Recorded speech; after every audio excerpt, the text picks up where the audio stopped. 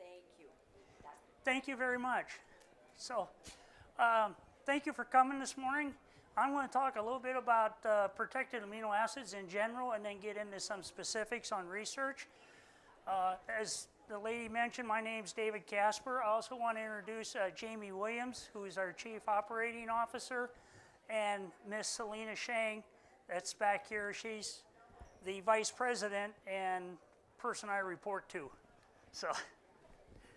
So Global Ingredient Corporation, or GIC, is a new company that we're located here in Madison, Wisconsin. So just down the street, so to speak. Oh, it'll help if I turn it on. So from the standpoint of introduction, rumen-protected amino acids actually have a long history, a very long history. Some of my earliest MS and PhD work was working with rumen-protected amino acids, and specifically methionine. And so through that work, and this is back in the 80s, through that work we found out that methionine was the first limiting amino acid, while generally lysine is the second. So to go back and take a look at that data, and again, this is in the mid-80s, but when we fed a protected amino acid methionine to a soybean meal-based diet, we got an increase in milk production. We got somewhat of a numeric increase in fat content, but we got a big increase in milk protein. And realize this is the total proteins, not true protein that we work with today. And we did see an increase in dry matter intake. But what was interesting at that time is when we started looking at some of the protected soybean meals, this was a heat-treated soybean meal, and then also extruded soybeans. We really didn't get the response to that. And so some of the reason for that is that the protection capabilities of the amino acids within those products was being improved by heat treatment. So that's how we identified methionine to be the first limiting amino acid.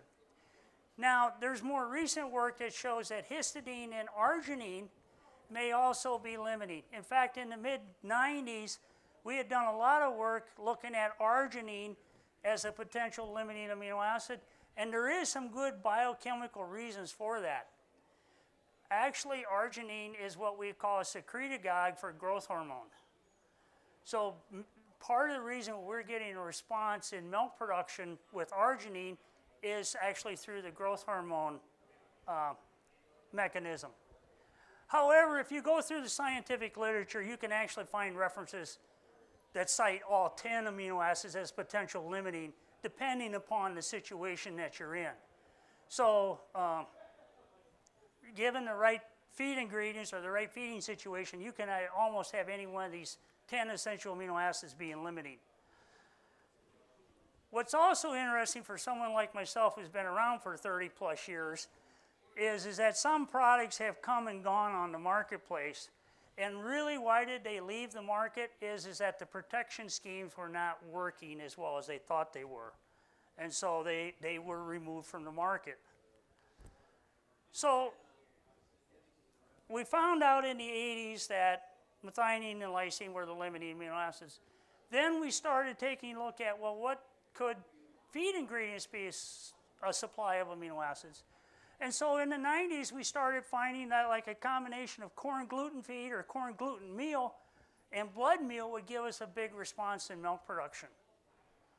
So, and of course, those things today are all built into the formulation models. But methionine sources are out there. Corn distillers grains is a great source of methionine, and it's high bypass. Some of the newer ethanol byproducts or co-products are there. But then also now today we have a lot of the rumen-protected methionine products. You can look at the lysine side, but roasted soybeans, canola, those are some of the ingredients that we currently feed a lot today. They are supplying some rumen-protected amino acids in the feed ingredient itself.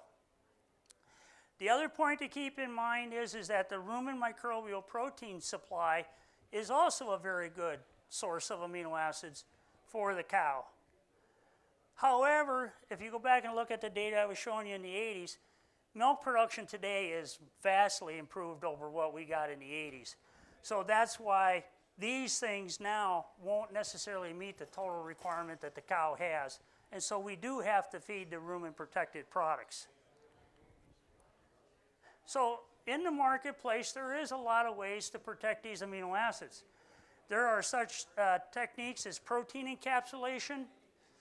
You can also use fat and lipid encapsulation, even carbohydrate starch encapsulation, even a chemical reaction. And one product on the market is actually what we call a precursor. It's a chemical that when it gets absorbed by the cow actually synthesizes methionine from that chemical. So it's a precursor. And so these are all on the market today. So what are some of the coating concerns when we get into the rumen-protected amino acids? And you can talk even about choline if you want to, but coating nutrients is going to be a wave of the future as we improve the nutrition of our cows. So the first thing that we have to be concerned about is how much of that ingredient, specifically methionine in this case, is getting protected to get past the rumen but get to the intestine, because that's where absorption is going to occur. And so the reason we're protecting it is if you feed free methionine, the bugs are going to degrade it. They'll break it down, and so it won't do anything for the cow. However, the protection schemes can be good, but they can also be too good, where then you have to be concerned about the intestinal digestibility or the intestinal availability. So if you do a really good job of protecting some of these stuff, it's going all the way through right out the back door. And now you got an expensive fertilizer for the crops. So you don't want it passing out of the cow. Ration stability is one thing too that doesn't get looked a lot, but is a huge concern. Because some products can't be stable in a TMR. Some of these products are not stable if they go through pelleting, abrasive mixing. Even just the acids from silages can cause some of them to break down. And if the feed's in the bunk for a long period of time, you may not be getting what you think you were getting or supplying. Certainly from a manufacturing concern, most of these products will not withstand pelleting and the pelleting temperatures. So again, that will destroy it. The product I'm going to talk about for the rest of this presentation is a methionine product that's a fat encapsulated methionine product. What makes us a little different is that we're using palm fat to encapsulate the methionine versus like a, so palm fat is basically what we call C16 or 16 carbons in the fatty acid. There are other products on the market that actually use what we call C18. It'd be more like a vegetable oil or something along those lines. When I was doing a lot of nutrition work, we would say that palm fat increases milk fat. The C18 fats will increase milk production. So again, there's some of that trade-off, and that's why we do, today now, we do a lot of fatty acid formulation as well. So again, the coating can supply some energy compared to some of the other products, like a starch encapsulated product isn't going to supply much energy because that starch coating is not digestible.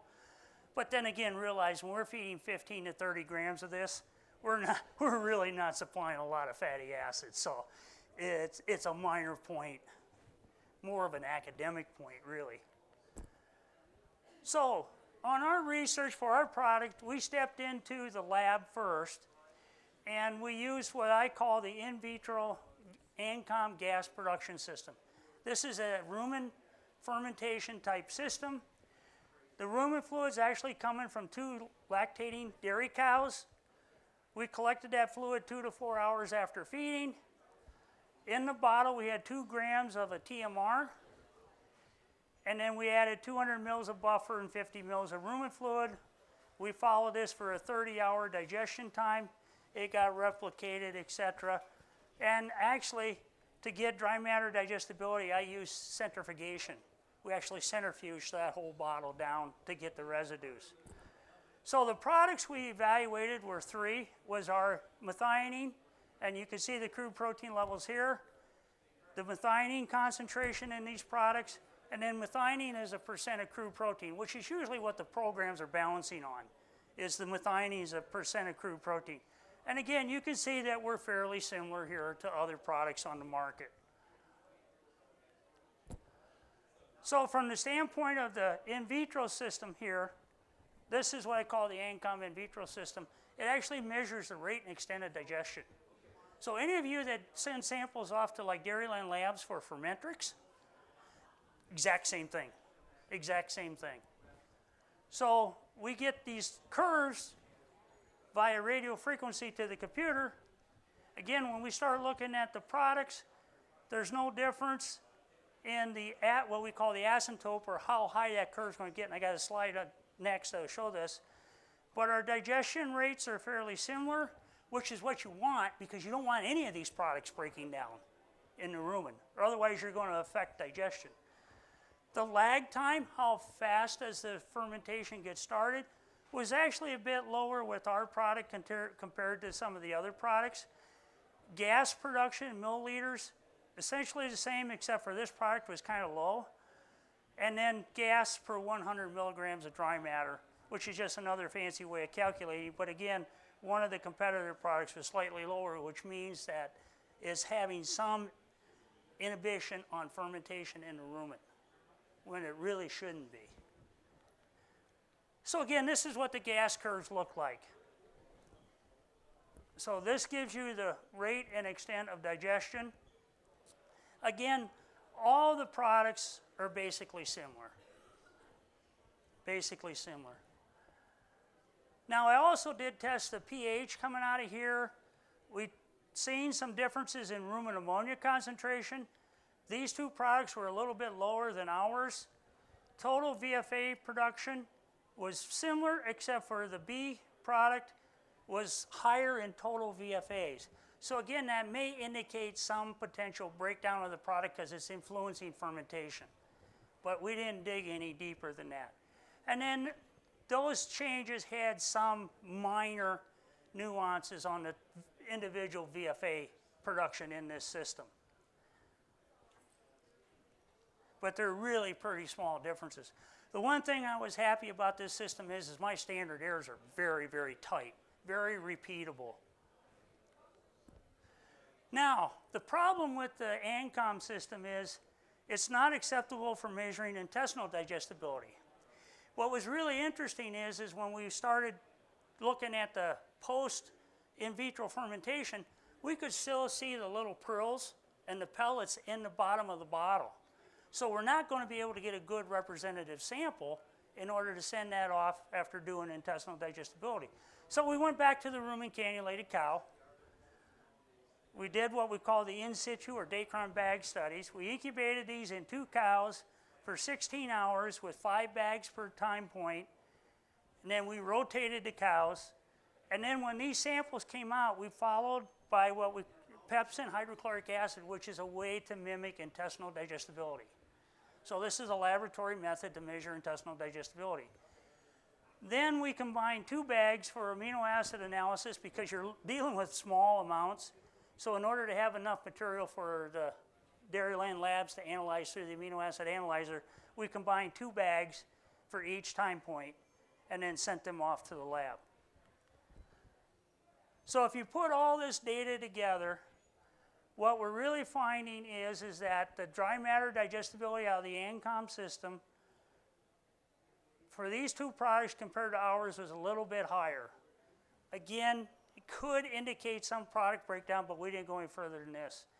Gas production, though, was a little bit lower compared to our product. The intestinal dry matter digestibility, calculated one way or else adjusted for the sample weight, is really very similar. So the point being is we are getting it past the rumen, but we are getting it absorbed in the small intestine. So if you look at the RUP as a percent of dry matter, we're a little bit lower than the competitors, but when you look at the percent methionine in the RUP, we're similar. The one point is that we had 1 cow that was being low compared to the other cow on our product, But if you took that cow out, these numbers were actually all identical. But the data is what the data is, so I'm showing you the whole thing. So we had somewhat of a cow effect for some reason. So where are we at right now? We are taking a look at doing what we call the plasma-free amino acid dose response technique. What we do here is we dose the cows with the methionine products, and we take blood samples at every 2 hours after feeding for 8 hours, and then we repeat this for 3 consecutive days. And then that blood samples get sent off for methionine, and we'll actually see how much methionine is showing up in the blood. Very standard procedure. And then obviously we have product available to get onto the farm so that people can actually test it out as well and convince yourself that it works. And so we have a feeding trial that's on the board. So kind of putting this all together, all the methionine products had little impact on ruminal fermentation, which I'll stand up here and say is great. That's what we want. The ruminal in situ digestibility indicated great ruminal protection for our product compared to the competitor products. The ruminal bypass was slightly below the competitor products, but very comparable. Again, I point out that we had this one cow effect or cow bias, but basically we are similar to the competitor products. If you take all this data, you put it into what we call the Cornell model, and model that out, if we use the competitor products at $8.50, because our numbers are slightly different, we get a break-even price of $7.13 per kilo. So if you take that all the way through to the rations, we're going to save you about 2 cents per cow per day. So my marketing concept to you folks is we're going to get the same results at less cost. And even in my world, that's a win. Not everything always has to increase milk production. But anyway, we can get the same performance with less cost, which at the end of the day is a win. So with that, I'd be happy to answer any questions. Or did I just blow you away?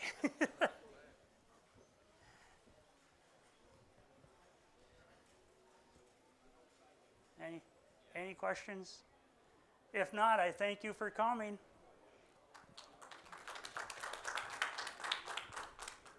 And we do have a booth just in the hallway here down on the other end if you want to stop by with your individual questions. You know, I or Jamie Williams is here. He'll answer them, or Selena. So, thank you, folks.